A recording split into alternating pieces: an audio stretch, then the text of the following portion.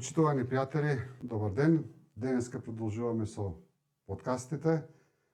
Денеска ќе зборуваме за македонско-бугарските односи од 1945 година до денеска. Почнем веднаш со самиот почеток да кажем дека формата македонско-бугарски односи е баш форма, затоа што во суштина ние треба да зборуваме за југословенско или српско-бугарските односи, а тука Македонија е повеќе како во функција на прокси, нели политика која практично ја служи вазалската улога на југословенско-српската политика. Во таа насока морам да кажам дека нели има тука одредени паузи после 90-та година, меѓутоа крајот последните 5-6 години се практично исти како што е и почетокот. Значи, сепак нели ќе зборувам за македонско-бугарските односи, меѓутоа сепак да знаете во самиот почеток да кажам дека тука нема никаков изворен македонски интерес, туку за жалост македонската политика се појавува како извршител на замена на српската политика во тој однос со Бугарија. Значи, целиот период ќе го поделам на мали подпериоди, зависно нели од одредени политички настани, така што првиот период ќе го ставам од 1945 година до 1948 година, односно до судирот со Информбирото.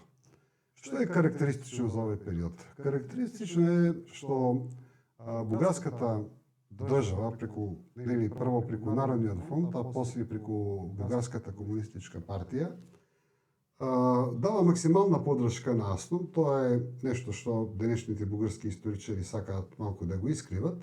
Значи, тие даваат поддршка максимална поддршка на АСНОМ, на заклучоците на АСНОМ. Дори на второто заседание на АСНОМ доаѓа и претседателот на нивниот Народен фронт, ми се чини се викаше Добрите Тепршев, кој одржува еден неверојатен говор нели во поддршка на се онаа што се заклучоци нели на АСНОМ. Така што она што се нарекува почнување на македонизацијата во Македонија, во делот на Југославија, истото се случува преку културната автономија и во Пиринска Македонија. Значи, како македонската нација почнува да се гради тука, така на ист начин се гради и во Пиринска Македонија. Значи, тоа е златен период на македонско-бугарските односи, златен период според она што нели македонската историографија и во комунистичко време и до ден денеска го кажува и во времето нели на Ѓорѓе Димитров од бугарска страна се беше признаето и тоа беа најдобри односи.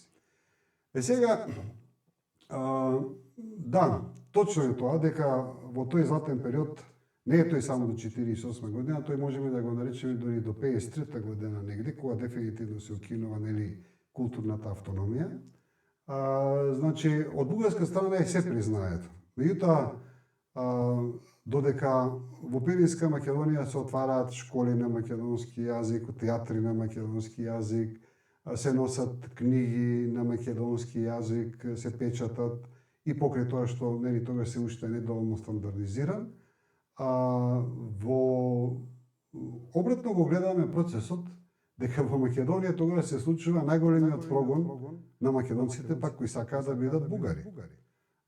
Значи, ние имаме диаметрално спротивна политика.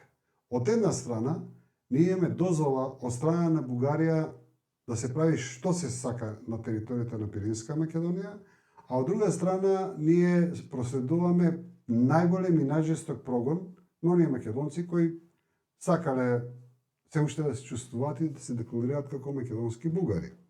И она што е интересно, не само што, значи, се носат весници од Македонија во Пиринска Македонија, а од друга страна, и покрај тоа што и овде и таму имаме комунизам и комунистичка литература, е забранета внесна комунистичка литература и на книги од Бугарија на територијата на Македонија. Не само што е забрането, од една страна се пушта прилив на најслободно движење и не само на движење, туку и на функционери кои ќе раководат со Пиринска Македонија во одредени, да речеме, школи, учители на школи, директори на школи. Од друга страна, дори се отежнува влезот на бугарски граѓани на територијата на Република Македонија. Значи, имаме веднаш во старт различни политики. И сега ние која нели мечтееме во таа македонска политика, тоа беше најубавото време, не си го поставуваме прашањето, чекај. Да, од бугарска страна били отворени за се во тоа време, меѓутоа од македонска страна и ние имаме најголемата репресија. Во таа насока можам да го спомнам, Југославија не само што го злоупотребува отворената политика на Бугарија со нели отворени врати за одредени македонски учители, интелектуалци, глумци, туку таа почна да праќа и срби на територијата на Пиринска Македонија. И сум гледал список тамо на едно 20-30 буквално срби од Србија донесени, кои ги праќаат во Пиринска Македонија и тие со нивната нели српска нахалност ја злоупотребуваат позицијата да формираат одредени и агентски клетки кои понатаму нели после информбирото се разобличени. Значи малку е на Југославија што е дозволен влезот на македонци, туку треба и срби да однесе во Пиринска Македонија кои ќе диктираат таму политика нели на нивниот простор. Карактеристичен момент кој не можам да не го кажам е дека дури македонскиот идентитет во тоа време во Пиринска Македонија Бугарија го гради на многу почисти основи, на онаа што е многу поизворно македонско, отколку овде внатре во Македонија. Во тој период, практично, југословенската политика суспендира се онаа што е македонска историја, се што е изворен македонски идентитет. И почнува со брзата србизација на македонскиот простор. Така што ние денеска, кога зборуваме за македонци во тоа време, па и денеска, морам да кажам дека само формата е македонска, додека веќе содржината е исполнета со нели се повеќе и повеќе српска историографија и српски поглед на работите и јазикот веќе влегува во дефинитивна србизација. Значи, ние во тој период во Бугарија, па негде се до 60 и таму 4-5 година, може децата повеќе да чујат за Гоце Делчев, за Јане Сандански, за ВМРО историското, отколку во Македонија. Тоа е време кога името на Гоце Делчев и на сите тие револуционери од историското ВМРО се нели полулегални, полузабранети, нели илегални. Кога се распадна Југославија 1991 година, во Делчево се одржа една конференција во контекст на Гоцевите денови, каде што беа собрани сите бардови на македонската комунистичка историографија и сите заеднички заклучија дека до 66 година името на Гоце Делчев и историското ВМРО било многу малку спомнувато, забранувано, па дури луѓето можели да бидат и затварани ако премногу зборувале нели за тој дел од македонската историја. Значи, тоа е тој прв период.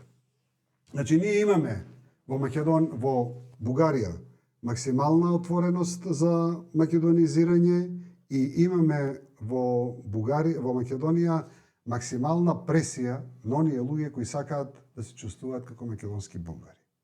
Доаѓа времето на информбирото. Кавгата започнува, кавгата е голема меѓу Тито и Сталин, при што, кога станува збор за самата кавга за информбирото, не можем да не ја потенцирам улогата на повторно тука Македонија, за жал во тој судир, кој според мене ја нанесува последната и најголемата катастрофа на македонското прашање. Имено, на почетокот, после 45 година, тој разговор меѓу Ѓорги Димитров и Тито за федерација на Балканот станува се погласна и поинтензивна и се чини дека се одвива со расположение на двете страни. Тука има три точки за кои се дискутира. Првата точка е кој ќе биде главен, Тито или Ѓорги Димитров. Меѓутоа, според онаа што го гледам во документите, тоа понатаму веќе исчезнува прашање и имам чувство дека Ѓорги Димитров, пред се заради староста и болеста, некако е спремен да му отстапи место на Тито, да биде лидерот на таа Југославија. Второто прашање е територијалното прашање. Бугарија треба да ја остапи Пиринска Македонија на Република Македонија, а Србија треба да ги остапи западните покрајни на Бугарија. Тоа прашање, според документите на Блед, исто така гледам дека е решено и тоа прашање е усогласено. Денеска гледам бугарските историчари малку ја криват историјата, тие викаат што ќе сме добиле, нели тоа го нарекуваат со зборот конј за кокошка, алудирајќи на тоа дека Пиринска Македонија е поголема од нели просторот на западните покрајни. И тука можем да им кажам, чекајте сега малку, ако до 45-та година во Македонија сите се чувствувале бугари, белки во 48 година и продолжиле да се чувствуваат бугари.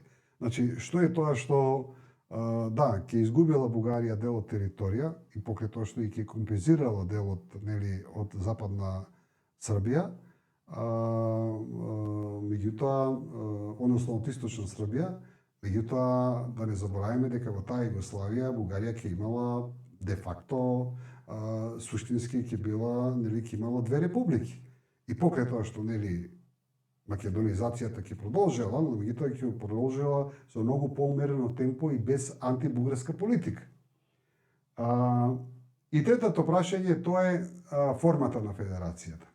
Значи тука се отворила дискусија, значи Југославија барала Бугарија да влезе како седма република, додека Бугарија дискутирала тоа да биде федерација меѓу Југославија и Бугарија. И тоа прашање не било нели некако се уште затворено, било отворено. Се додека нели тука и мислам дека дури тоа прашање ќе се решило, затоа што желбата да се направи таа федерација била и од двете страни.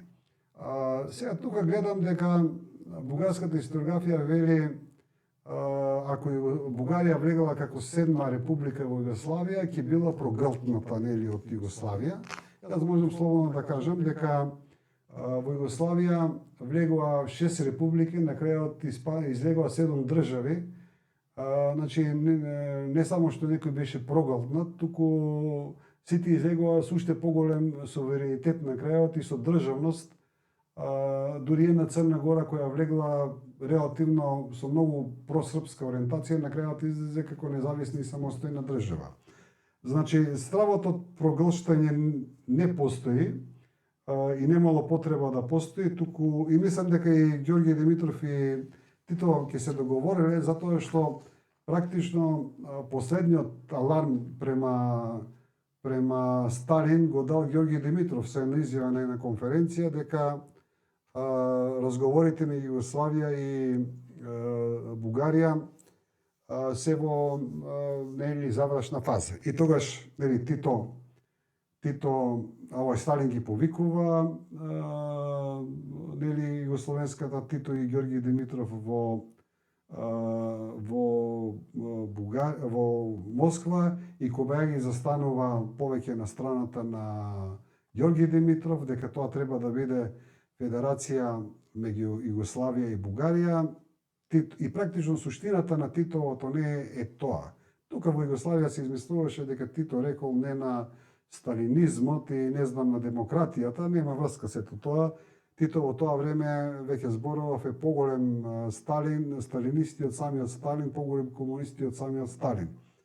Сега за таа идеја за Балканска федерација морам да кажам дека тоа е стара идеја на балканските нели леви сили. Од 45-та година, веднаш после 45-та година Сталин дава поддршка на оваа идеја за федерација од причини што Тито почнува да се однесува како што реков поголем комунисти од самиот Сталин. Тоа е уште од Втората светска војна. Политиката на Сталин е да се прават наредни фронтови. Тито не сака да соработува со читниците за да го има монополот на тоа антифашистичко движење. Сталин бара бригадите да не се крстуваат со комунистичко име. Тито напротив бригадите ги крстува со најкомунистички нели имења. При крајот на Втората светска војна Сталин бара да се смират односите према западните сојузници. Тито прави провокации на сите страни, влегува во Австрија во Корушка, влегува во Италија, Трст, се сеќаваме, го држи до 1953 или 56 година беше. Ги подбуцнува доле граѓанската војна во Грција и покрај тоа што политиката на Сталин е сосем обратна. Во Албанија југословенските партизани прават некој терористички напад на некоја англиска подморница. Горе во негде Австрија, Италија, југословенската армија соборува 2 англиски или американски авиони. Значи, Тито е во тоа време поголем комунист од самиот Сталин. Сталин се обидува да се одржува, да ги одржува некако на некој начин соработката со западните сојузници, а Тито ностоп провоцира. И затоа Сталин ја поддржува идејата за федерацијата со влезот на Бугарија, со Ѓорги Димитров, да се малку смирува тој комунистички адреналин кој го носи Тито. Меѓутоа, како што минува времето, на Тито амбицијата му пораснува. Тој не само што сака Бугарија да влезе во таа федерација, тој сака и Албанија да влезе во таа федерација, па сака дури и Грција да влезе во таа федерација. И едноставно тука Сталин се очигледно загрижува дека тоа е опасно за формирање на втор комунистички центар и за втор комунистички лидер во Европа. И почнува да ја става кучницата со таа Балканска федерација и покрај тоа што во Бугарија исто така имало сили кои сакале да направат мало отцепување од Сталин. Класичен пример е вториот главен човек Трајчо Костов во Бугарија, кој од целиот источен блок највеќе се спротивставува на Сталин, кај што директно во очи му кажува дека цените под кои се откупуваат производите од страна на советската армија во Бугарија се подценити, дека Советскиот сојуз на некој начин го експлоатира, Бугарија. Практично истото што Ченто го кажува на Тито, дека парите од македонскиот тутуниот афион не се употребуваат за Македонија, тоа Трајчо Костов го кажува на Сталин, што е нормално многу поголема храброст. Значи, таа амбиција да се одделат најверојатно од Сталин ја гледале и двете структури преку формирање на таа Балканска федерација, меѓутоа тука за жал и за катастрофа најмногу на Македонија е прекинато и кавгата почнува. Во таа насока морам да кажам дека за кратко време бугарските комунисти стануваат едни од најжестоките противници на Тито. Нормално Тито враќа, дури 2-3 атентата на Тито били организирани преку Бугарија и најверојатно тука на таа кавга жртва е македонското прашање најмногу од се. Можам да кажам објективни причини од сите страни, меѓутоа не можам да не го констатирам. Во таа насока Бугарската комунистичка партија станува и една од најинтелектуалните критичари на Титовата политика. Посебно тука се истакнуваат членовите на ВМРО Обединета, значи има едно 10 книги од членови на ВМРО Обединета кои практично го расклинкуваат Титовиот режим, односно тие употребуваат зборот Титовата клика. И тука има навистина многу книги, ја не знам зошто не ги реобјавуваат и во Бугарија, посебно интересно и за Македонија да се реобјават тие книги на членови на ВМРО Обединета. Сум ме спомнувал книгата на Пеце Трајков, командантот на бригадата Гоце Делчев, национализмот на Југославија или на така нешто беше. Потоа оваа книга што сега сакам да ја кажам, тоа е книгата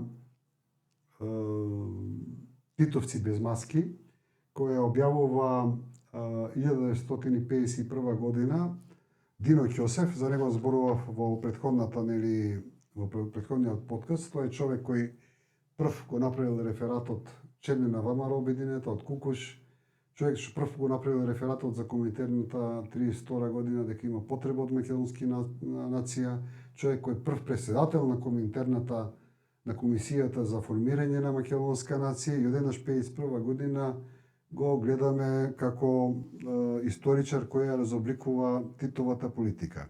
Во таа книга Титовци без маски може да ја најдете целата во онлайн библиотеката на библиотека Струмски.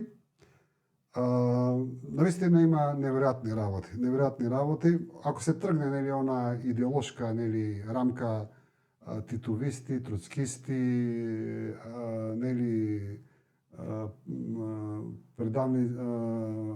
англиски предавници и такви работи, има многу податоци кои се интересни за анализа.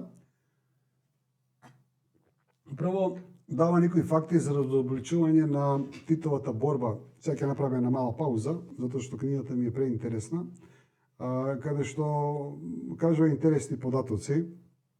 Например, податокот дека кога избило востанието во Црна Гора, врвот на Комунистичката партија на Југославија и Тито во Белград не знаеле ништо. И едноставно тие си седели и се уште си биле по кафеаните и сладкарниците на Белград, додека црногорците прават востание. И тука е еден интересен момент, тоа го среќавам сега и во југословенската нова литература. Практично Тито се спротиставил на востанието во Црна Гора и покрај тоа што тие црногорците скоро најголем дел од Црна Гора ја освоиле, дури пратил партизански чети да се пресметуваат со силите кои таму биле тогаш и леви и десни во Црна Гора. Гледам тоа срамежливо се спомнува посебно во ова четничко ревизионистичката сега ревизија на историјата, меѓутоа тука има некои работи што недостасуваат. Што е причината што Комунистичката партија на Југославија тоа востание во Црна Гора го нарекува прерано, па што го нарекува прерано, туку пратило и партизански единици да се пресметуваат со самите партизани. Според Дино Ќосев, тоа е вика соработката меѓу Тито и германската политика која почнала после влезот на Југославија, односно на Германија во Југославија. И сите знаеме дека, односно сега знаеме, тогаш не знаеме во Титово време, дека од 6 јули, кога Хитлер ја напаѓа Југославија, до нападот на Германија на Русија, на Советскиот сојуз, мислам дека тоа беше 22 јуни, значи имаме соработка меѓу комунистите и фашистите на територијата на Југославија, на Бугарија и на сите тие простори кај што Сталин окупирал. Имаме слики кај што југословенските комунисти и фашистите играат фудбал, да речеме, во одредени градови во Србија. А така било и во Македонија, сегде било така. Во целата таа ситуација, значи, тој го спомнува ова востание, второ го спомнува она што сега е крем, гледам на сите ревизионисти, и хрватски, и посебно овие четнички ревизионисти, дека Тито пред битката на Неретва 43 година влегол во активна колаборација со германците и ние имаме живи интервјуи на Джилос, на Велибет, кај што го признава тоа дека тие учествувале во тие преговори со германците во Загреб во тоа време. А многу што е интересно, тоа е откритие во југословенската историографија и интересно во последните 15, максимум 20 години. Меѓутоа, овој Дино Ќосев тука се повикува на две книги кои се објавени во тоа време, 51 година, 50 година се објавени. Тоа се книгите кои ги објавуваат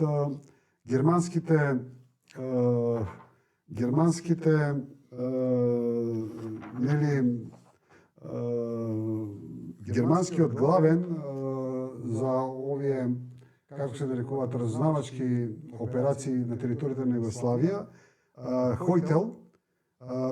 Тоа е книга која е практично како признание прво дадено во истрага, а после објавена таа книга, каде што тој зборува дека надлежниот генерал Хорстенау за Босна и Херцеговина детално го има известено за таа соработка меѓу Титовите партизани и германските нацисти, односно фашисти или не знам како да ги наречеме. Меѓутоа, не само што постои таква книга,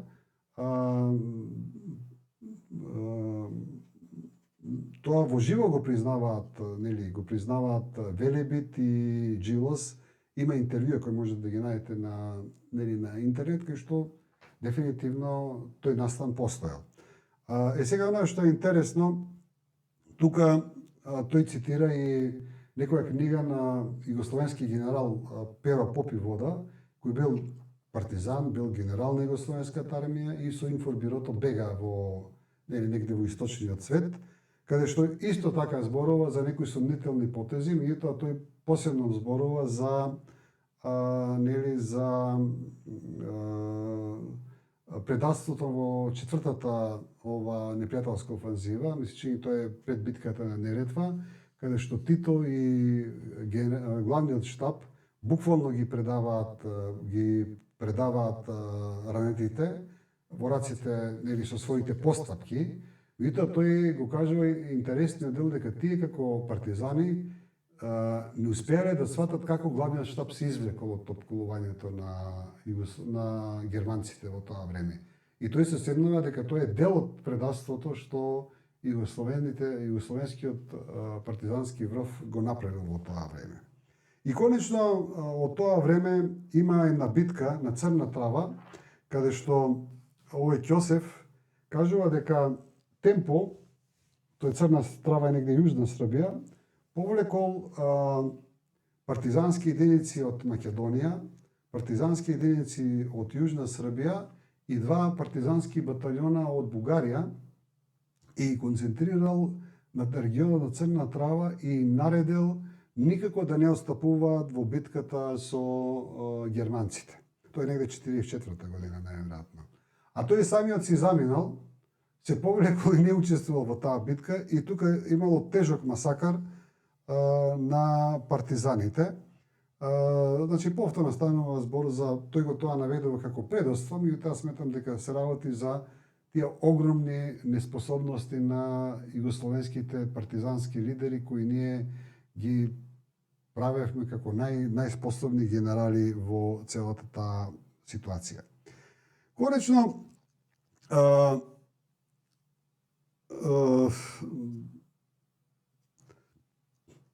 Дино Ќосев зборува и за улогата на Тито во грчката граѓанска војна, каде што кажува дека после договорот во Варекиза, тоа е договор меѓу партизаните и грчките демократски сили, како што ги нарекуваат левите сили монархо-фашисти, практично Тито е еден од главните хушкачи за да се распали востанието повторно односно граѓанската војна во Грција. И тука цитира неколку извештаи на Грчката комунистичка партија и на грчки комунистички лидери, кај што тие кажуваат дека даваат изјави дека грчкото партизанско движење е меѓу два огна, меѓу огнот на грчките монархофашисти и на Титовите агенти и шпиони, а за жал многу во таа улога има и македонци кои ја преземале таа улога. Конечно, тој кажува дека како што Тито бил хушкач, а Сталин бил против граѓанската војна во Грција, затоа што не сакал да се замерува со англичаните и американците, како што бил на почетокот хушкач, од кога се распалила грчката граѓанска војна, после во информбирото Тито станува го забива ножот во исто тоа грчко граѓанско движење. И некои од тие елементи ние знаеме, меѓутоа тој цитира конкретен настан на 6 јули 1949 година Југославија дозволува премин на грчките монархофашисти, негде на територијата, негде таму зад кај Макчалан, за да влезат преку југославенска територија и да ги удрат силите на ДАК зад грб. Подоцна знаеме дека, нели, без он да ни го каже тоа, дека знаеме дека кога бегали исто така, кога сакале пак грчките партизани да се засолнат на територијата на Југославија, Тито исто пак ги затвара границите. Таков еден случај е многу познат, нели, кога англиски или американски авиони ги бомбардираат со напалм бомба, Југославија ги затвара границите, а Албанија ги отвара границите и многу од тие партизани на ДАК бегаат, нели, на територијата на Албанија. Видите сега и понатаму, приказната со децата бегалци. Тој кажува дека како што бегале, нели, децата, значи тие некои од нив бегали према територијата на Југославија. За разлика од тие што бегале преку Албанија или преку, нели, преку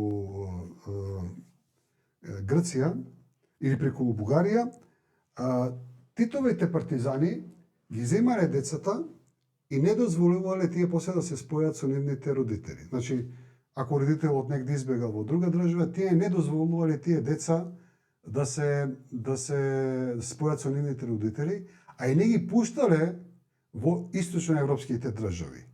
Туку Тито направил некоја форма, демек со преку Црвен крст ги враќа децата назад во Грција. Пазите, ова работа нигде ја нема во македонската историографија. Значи, овој настан нигде го нема во македонската историографија. Таму грците викале дека формата бела дека ќе ги смести во хотели, меѓутоа во суштина ги сместувала во концентрациони логори. Значи, ова е невидена информација која, еве, нека македонските историчари, а има, нели, живи сведоци од тие настани, нека ја истражат дали е тоа така или не е така. Значи, практично Тито и тука прави една ретка катастрофа за македонската приказна, за македонското дело. Значи, прво ги подбуцнува, ги праќа луѓето во граѓанска војна, а од кога борбата се запалува, тој го удира ножот во грб на тоа движење. Така што, знам дека денеска има многу егејци кои се многу големи титовисти, меѓутоа ова приказна нека си ја проучат. Конечно, во таа книга има и еден друг бисер, кој за мене беше бисер. Ние сите раставме со големата приказна за самоуправувањето, дека тоа е голема, нели, тоа е нов систем во комунизмот кој го измислува Тито и Кардель, нели, тие беа креатори на тоа дело. Според Дино Ќосев, тој вика дека самоуправувањето го имало на почетокот на комунистичката револуција во Советскиот сојуз, нели, со паролата фабриките на работниците, и дека многу брзо во Советска Русија тоа е прогласено како анархизам и дека било напуштено. Меѓутоа, она што е поинтересно, тој вели дека истата таа парола подоцна е имала и Хитлер, меѓутоа што е најинтересно, и најдолго време на таа парола се задржал Мусолини, и дека тоа во основа, ние знаеме дека и Хитлер и Мусолини биле левичари, тие биле лидери на работнички движења, не знам од каде таа пропаганда дека биле десничари, меѓутоа тие биле судир на левицата, нели? Едни нацисти, а други болшевици. Значи дека самоуправувањето, односно паролата фабриките на работниците ја имал, значи ќе повторам, Хитлер, меѓутоа посебно со неа оперирал Мусолини и тој правил такви фабрики на големо, кај што правил фабрики, им ги предавал на работниците, истиот систем на владење, а ние тука до прочитувањето на таа книга навистина сметав, бе, чекај, таму нешто имаше оригинално во таа Југославија, тоа самоуправувањето. И така, членовите на Обединената Македонија, на ВМРО Обединета стануваат едни од најголемите критичари. И сега што е интересно? Битката на идеолошко поле меѓу Сталин и Југославија, во тој контекст меѓу Југославија и Бугарија, трае. Таа трае интензивно, продолжува жестоко, меѓутоа она што е многу интересно. Значи, се таму до 60 и некоја година, кога нели Хрушчов и не знам и Тито малку ја смируваат топката, видите што е интересно, додека целата таа битка на идеолошка основа трае, Бугарија не прави ништо да ги укине правата на македонците во Пиринска Македонија. Додуше таму негде 53 година ја симнува автономијата, ја укинува, ја трга автономијата, меѓутоа да бидеш македонец и сето тоа не се менува. Тоа останува се до 1963 година. Значи, како што спомнуваат некои бугарски историчари, од тврда македонизација на Пиринска Македонија се поминува на лесна македонизација. Значи, никој не му пречи на никој да биде македонец ако сака, никој веќе не го убедува нели, во школите на тврд начин или да биде затворен ако не сака да биде македонец, меѓутоа македонизацијата постои. И сега пак ќе го поставам прашањето. До 63 година македонската нација и македонскиот јазик на некој начин се признаени во Бугарија.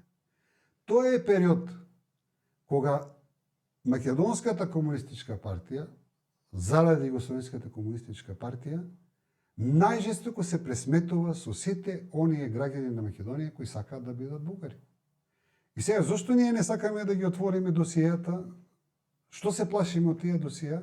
Затоа што најмногу таму ќе видиме токму тоа. Дека многу граѓани на Македонија сакале да бидат бугари и дека се малтретирани. Нема 23.000 убиени, има можеби 23.000 досија, кои и повеќе досија имамо, нели? Тоа е 23.000 може станува збор за односно 90 година се зборуваше за 120.000 досија. Значи можеби имало малтретирање на 23.000, немало убиства, на тој начин нели се омаловажува нели улогата на југословенската политика. Значи повторно ќе повторам. Додека во Бугарија имаме признавање на македонците, ние во Македонија ја правиме најголемата тортура на оние што сакаат да бидат бугари. И сега, пазете, ние зборуваме за тоа време дека било златно време.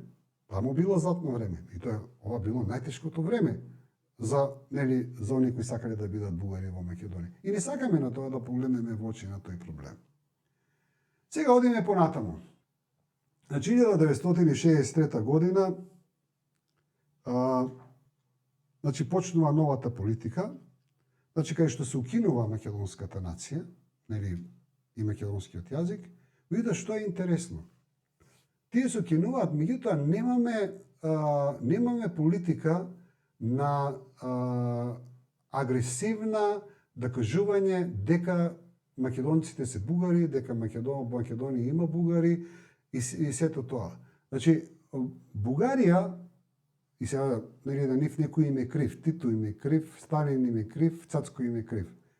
Од 45 година, па негде, ја би рекол и до 2000 и некоја година, практично немаат политика преку својата историографија да ги објаснуваат процесите кои се случувале во Македонија.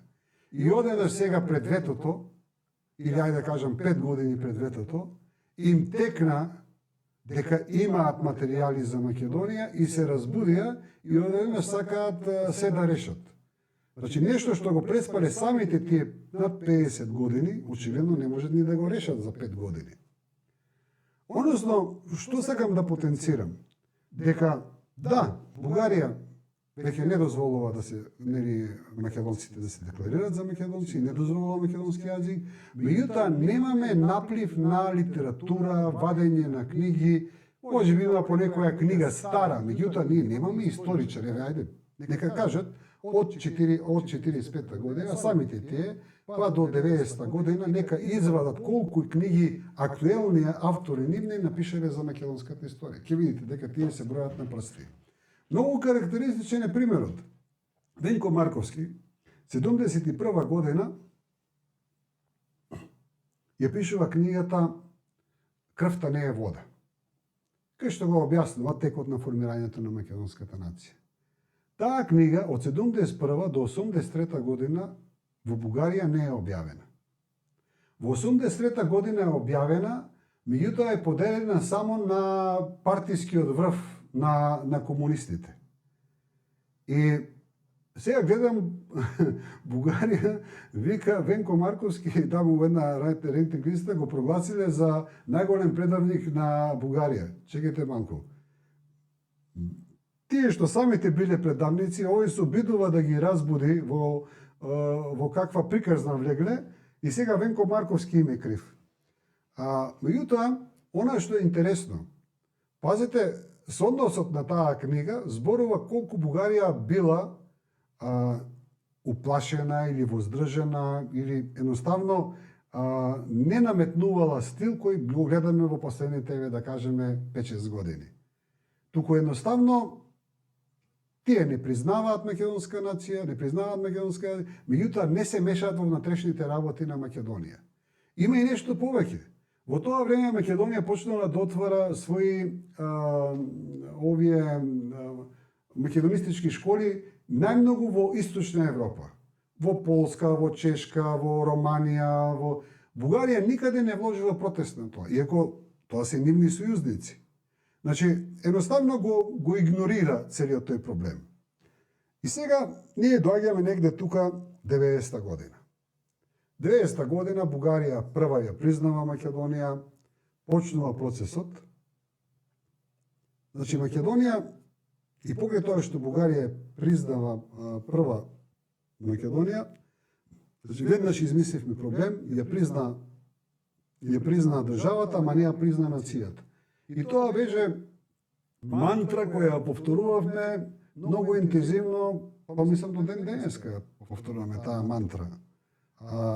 При што во меѓувреме ние имавме проблем со србите не дозволуваа независност, србите се закануваа со војски, не плячка, не граба, црквата перманентно не беше признаена. Значи ние понатаму си имавме добри односи со Србија.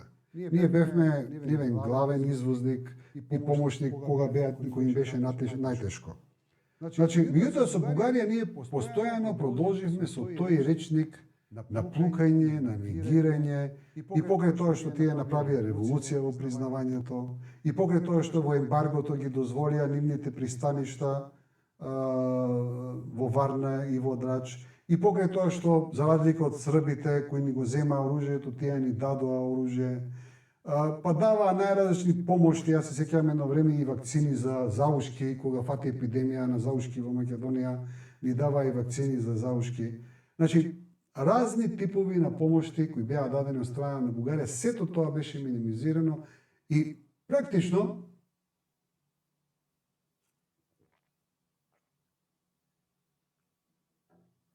ние од 45-та година во Македонија не сме престанале да зборуваме против Бугарија. Значи, не сме престанале. Дури кога имало влади кои сакале да ги подобрат односите, веднаш се наоѓаше таа трета, односно длабока држава преку медиумите, преку разни интелектуалци, да создава атмосфера, готово, се продаде, отиде, ќе станеме Бугари или не знам што. Значи, од 45-та година, значи прво, од кога памтам за себе јас, значи, ние не сме престанале да не јадеме трци против Бугарија. Меѓутоа, сега кога гледам и историски од 45-та година, значи, кога Бугарија правила се и кога признала се, ние овде сме правиле најголемата пресија. Значи, од 45-та година во оваа држава не е престанато да се зборува против Бугарија. И кога ги гледам овие денешни патриоти, кои се прават патриоти на Бугарија, значи, постојано ми велам, не е македонски патриот да се прави силен на Бугарија, на албанците и на грците. Патриотизмот во Македонија се искажува со единица мерка колку си спремен да се спротивставиш на српската политика во Македонија. А според тоа што го гледаме денеска, и гледаме многу малку. Во овој момент тече максимална србизација во Македонија, сите македонски патриоти молчат. И така доаѓаме до 90-те години, од 90 до 98 година, се сеќавам многу добро на тој период, ние практично имаме замрзнати односи со Бугарија и покрај тоа што таа е една од ретките држави што не признала во целиот тој простор. Србија до 96-та година не признава, до 2001 година границата не ја признава. Не е тоа проблем, ние имаме максимална соработка со Србија и ние нели сме нивна пак прокси економска држава во целата таа ситуација како испомош на нивната политика. Конечно, ние доаѓаме нели 98 година. Јас сметам дека прво да кажам дека 90-91 година како подпредседател на председателот на Киро Глигоров направив самостојна акција. Киро Глигоров не се согласуваше, Блаже Ристевски ме викна да ми одржи на предавање, како не смеам тоа да го правам, каде што јас на своја рака, како подпредседател на Македонија, меѓутоа во функција председател на ВМРО-ДПМН, ја направив првата средба меѓу македонски и бугарски политичари без присуство на југословенскиот амбасадор. Тогаш се сретнав со Желјо Желјев, со Филип Димитров, сега не се сеќавам уште, со сите политички партии што беа и БСП и што постоја во тоа време. И нели да ги запознам, идејата беше да ги запознам дека Македонија сака самостојна држава, сака да не подржи. Разговорите беа многу културни и, како да кажам, многу нормални. Кога се вратим назад, нели тука бев раснат од македонските новинари и таа средба ми ја спомнува после 10 години, не само тогаш. И тоа е односот на Македонија према Бугарија. Да не зборуваме кога, значи, сега кога ние се правиме тука на тоа што никогаш никој не бил малтретиран во Македонија заради неговото бугарско чувство. Мислам, ние самите себе се лажеме или лажеме некој друг. 90-та година главната пропаганда беше против, до 90-та беше против Бугарија. Откако се формира ВМРО, пак главната пропаганда беше против бугарофилите или македонските бугари. Значи, никогаш не престанал речникот на пропаганда против Бугарија. Дали во Бугарија или натре во Македонија против некој кој според нив бил бугарски предавник. Конечно доаѓаме до периодот на 98 година и со задоволство и со радост можам да кажам дека го решив проблемот кој дотогаш беше натоложен со господинот Костов, со Петар Стојанов од другата страна и разговаравме деталите. Од македонска страна главен на кој му е дадов таа задача беше господинот Борис Трајковски, тогаш како заменик министер за надворешни работи. И договорот, декларацијата за пријателство беше подпишена. И покрај тоа што гледам денеска некои патриоти лажни сакаат да манипулираат со таа декларација, во таа декларација немаше ниту историски моменти, ниту историски комисии. Единственото што сметаа дека може да биде спорно, тоа е нели дефиницијата македонски јазик според Уставот на Република Македонија, но и бугарски јазик според Уставот на Република Бугарија. Значи имавме комплетен реципроцитет на таа формула и кој што сака може да зборува, договорот е многу јасен. Меѓутоа, она што сакам да го кажам, она што го бараше Бугарија во тој период од отстапки од македонска страна, знаете што беше, почитувани граѓани на Македонија, големи патриоти? Беа две работи. Да го славиме заеднички, да ги славиме заеднички Свети Кирил и Методи, и тоа јас го направив неколку пати. После тоа веднаш се укина, после едно време некој го врати, мислам, Бучковски го врати назад. И тоа ни беше многу заеднички да славиме Свети Кирил и Методи заедно со Бугарија. Да положуваме цвеќиња во Риб, не да славиме. И втората работа, она што го бараше, Бугарија бараше реконструкција на гробиштата и почит на гробиштата кај што има паметно бугарски војници. И подсетам старите патриоти колкава бука беше во Македонија за тоа прашање. Не дозволуваме. Бранко Геровски не правеше партал, тоа ќе биде предавство од најголем карактер, па и други новинари, меѓутоа морам да кажам дека многу од тие што тогаш не правеа партал, денеска имаат направена еволуција. Јас, независно тоа, секоја еволуција ја поздравувам. Јас многу работи сум ги мислел на еден начин 90-та година, па сега ги мислам на друг начин, нели? Тоа беше големото барање на Бугарија до тоа време. И ние на полускришен начин, мислам дека им дозволивме само 3 од тие многу барања да бидат рехабилитирани во Македонија гробишта. Она што е најинтересно, во тие гробишта повеќе има македонци отколку што има некој од Бугарија. Меѓутоа нашата идеолошка блокада не ни дозволува тоа да го направиме. И сега гледате каква е нашето лицемерие.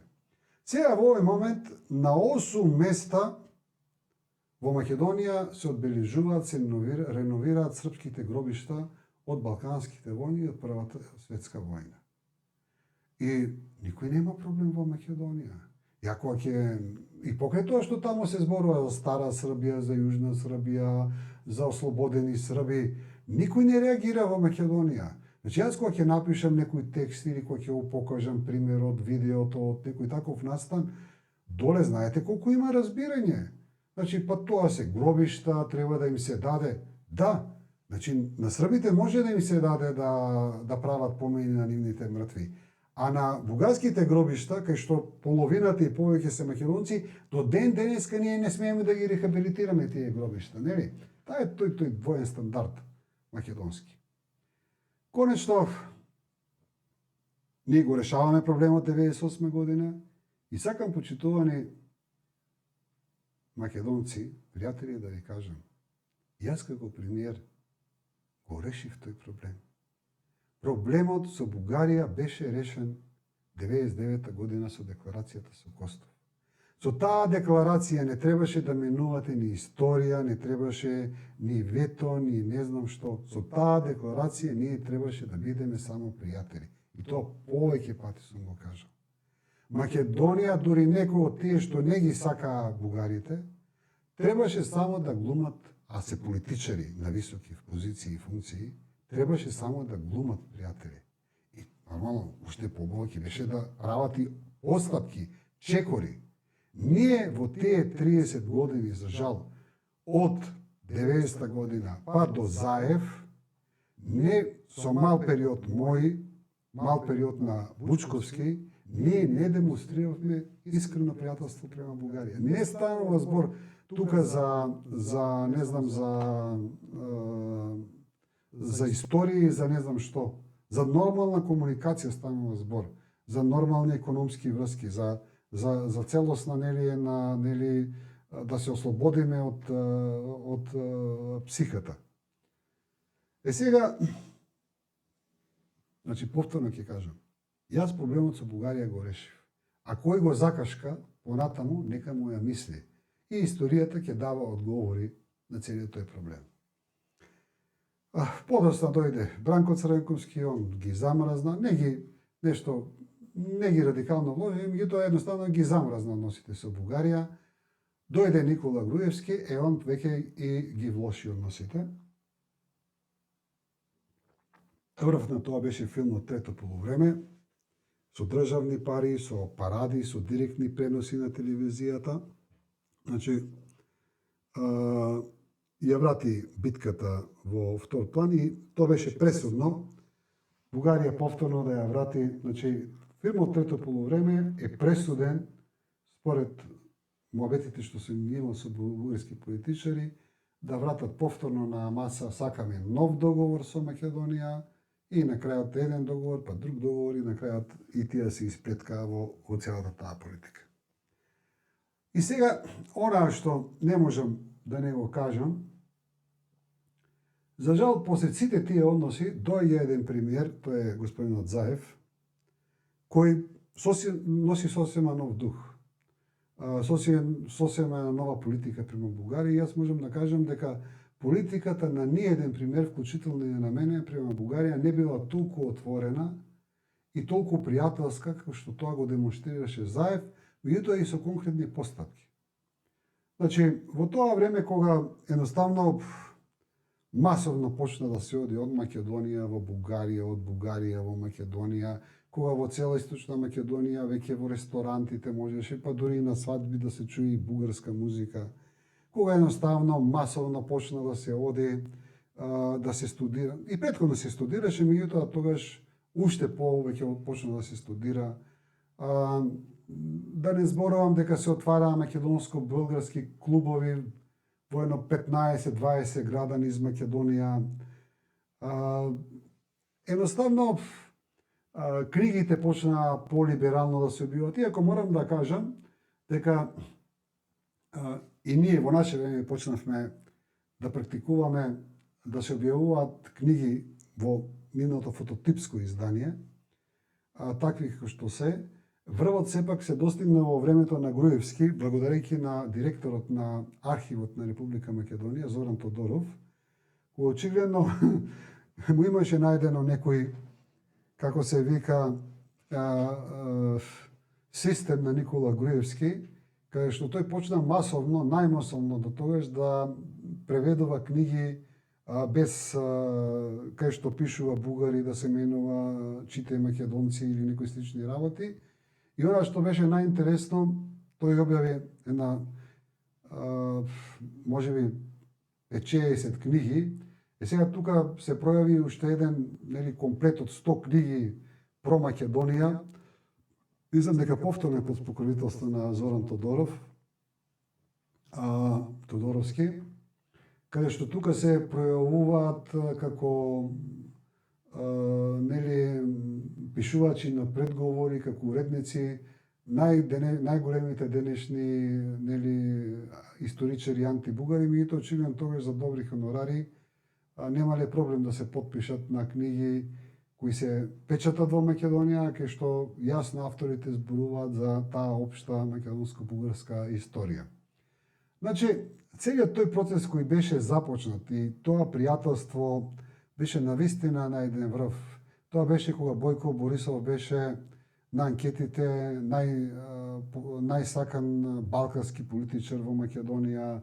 Значи, почна едно отварање, навистина со едно големо темпо, се појави таа политика, нели, на ветото, односно пред ветото, таа атмосфера која историската комисија беше формирана, историската комисија имаше напредок, веќе имаше постигнато договор за петте личности и плюс Гоце Делчев да биде прогласен за заеднички нели за заедничка личност меѓу Македонија и Бугарија. Едноставно се спои од бугарска страна една риторика. Тие сега велат денеска во Македонија има многу антибугарска риторика, говор на омраза. Меѓутоа не можам да не кажам дека тоа беше време во кое многу бугарски политичари и аналитичари, да не зборувам, Facebook автори, кои исто така се тркаа во тој говор на омраза и во тоа понижување на македонецот и на Македонија. И едноставно тогаш тоа беше време во кој секој тој бугарски политичар беше експерт за Македонија, секој четврт граѓан исто така беше експерт за Македонија. Едноставно не знае што се да не изнакажат во према Македонија. Мене посебно во целата таа дискусија ми пречеше ароганцијата и едноставно тоа самочувство дека тие се знаат, ние тука ништо не знаеме, не дозволуваа ништо да им се каже, тие беа експерти за се, а очигледно не беше така, нели? И како резултат на таа политика, јас тука имав една неуспешна мисија, меѓутоа тогаш едноставно имав чувство нели да им објаснам колку многу е ако од македонска страна се каже дека петте личности се заеднички, Гоце Делчев е заедничка личност, меѓутоа тоа тогаш го одбија анблок, за да после 2 години со францускиот предлог го прифатат истото тоа што пред 2 години беше договорен меѓу комисијата. Така што, за жал, тоа вето направи една голема штета на македонско-бугарските односи и во овој момент не знам како и ќе се отплеткаат, иако ќе се обидам во некој од наредните подкасти да дајдам моја идеја како може да се разреши оваа ситуација. Меѓутоа не можам и не може бугарската политика да се амнестира од запреткување на целата таа ситуација која се случуваше пред ветото и ветото. Во таа насока ќе кажам, нели, многу од тие автори на таа политика и до ден денеска, за да не си ја нарушил својата суета, велате што Заев беше ист како Мицковски. Не знам што да им кажам на тие луѓе кои во Бугарија се уште ја тврдат тезата за да си оправдат својата постапка дека Заев бил ист како Мицковски. Па не знам, слушам некои теории, Заев вереше ќе направи многу, ама не направи ништо. Не знам што ви гарантирал Заев, меѓутоа сигурно не ви гарантира тоа што вие во своите екстремни барања го сакате. Заев направи најмногу што можеше да направи од, нели, амбиентот македонски да направи Бугарија пријател. И реално тогаш, независно тоа што имаше плукачи за неговите постапки, Македонија и Бугарија беа во многу пријателски односи. Во многу пријателски односи. И така, во целата таа политика, јас можам да кажам дека, за жал, после францускиот предлог, бугарската политика, односно за среќа, бугарската политика влезе во мирни води и денеска после францускиот предлог ние сме сведоци дека со исклучок на некои, нели, испадоци е коректна. Меѓутоа, сега па за жал се појави нов играч на теренот, тоа е господинот Мицковски и ВМРО ДПМН, кој од која дојде на власт не престана да зборува против Бугарија. Тој е херојот кој спасува Македонија од Бугарија. Има публика за таа, нели, за таа тема и едноставно ние сме таму кај што се наоѓаме денеска. Во таа насока можам да кажам, уште една тема би додал само, тоа е политиката на инфраструктурата меѓу двете држави, затоа што често пати слушам од бугарска страна дека Македонија не прави ништо за инфраструктурата, не знам вака, не знам така. Значи, можам да кажам дека Македонија има направено многу повеќе за инфраструктурата отколку Бугарија. И во таа насока само ќе ги спомнам сите патишта кои се направени од македонска страна према Бугарија. Во таа насока ќе го кажам дори последната реконструкција која се случи тука, нели, на пред Крива Паланка. Претходно можеа да зборува дека патот е полош од македонска страна, меѓутоа сега веќе и патот е подобар од македонска страна. Можам да кажам дека граничните премини од македонска страна беа пошироки, нели, цело време Бугарија одеше после нас. Граничниот премин кај Благоевград град веќе 20 години, спомнувам дека е тесно грло од страна на Бугарија, сега дури слушам почнале да го прошируваат. Таму на секој поголем празник луѓето чекаа по 3 сата за да можат да влезат во Бугарија. Граничниот премин кај Берово е направен пред 25 години. Не знам, сега нешто слушам од бугарска страна ќе почнеме да прават. Граничниот премин кај Црната скала меѓу Делчево и Кюстендел таму негде беше почнат во моје време. Патот беше направен, сега слушам се распаднал патот. Да не зборувам дека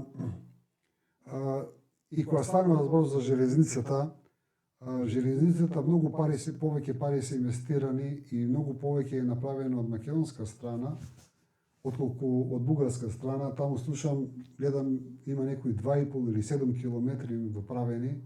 Не знам што да кажам, пријатели од Бугарија, земете, направете ги тие 7 километри, па викајте после дека македонците го кочат железничкиот јазол. Очигледно, 30-35 години Бугарија не успеа да ги направи тие своји 7 километри на ова. Да не зборуваме за автопатишта. Бугарија за овој период направи автопатишта буквално према сите држави, освен према Македонија. За разлика од нив, Србија го доправи автопатот Скопје-Белград, сега прави брза железница, нели инвестира во брза железница. Албанскиот свет направи 4 автопатишта и експресни патишта. Значи, на Албанија и Косово може да се дозволат автопатишта да градат према Македонија. Бугарија тоа не успева да го направи.